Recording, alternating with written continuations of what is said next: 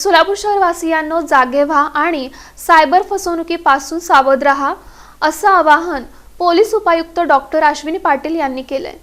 Social मीडियातील Facebook, Instagram, Telegram, WhatsApp, YouTube, ShareChat यावर आर्थिक फसवणुकीचे शेअर बाजार गुंतवणूक अशा प्रकारच्या भ्रामक आकर्षक जाहिरातीद्वारे लोकांची मोठ्या प्रमाणात सायबर फसवणूक होत आहे।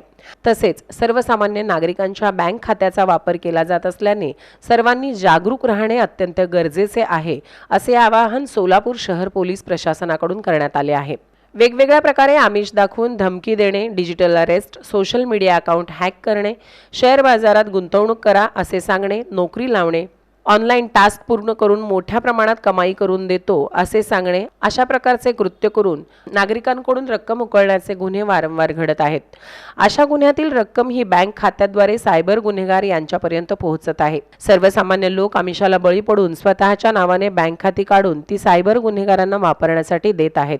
सायबर फ्रॉड संबंधाने या खात्यांना मनी म्युच्युअल बँक अकाउंट असे संबोधले जाते। अशा खात्यांबाबत प्राप्त तक्रारीवरून महाराष्ट्र सायबर विभागाने अशी खाती शोधून काढली असून त्यावर खात्री करून संबंधित सायबर पोलीस ठाणे किंवा युनिटकडून गुन्हे दाखल करण्याचे काम मागील काही दिवसांपासून सुरू आहे।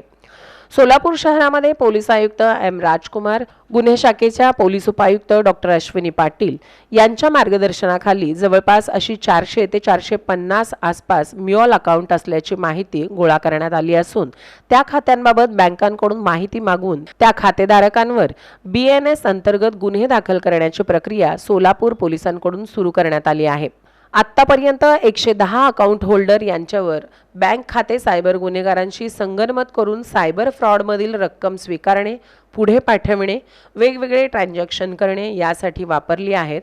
म्हणून BNS कलमांतर्गत गुन्हे दाखल करण्यात आलेले असून पुढील तपास सोलापूर शहर सायबर पोलीस ठाण्याकडून सुरू आहे।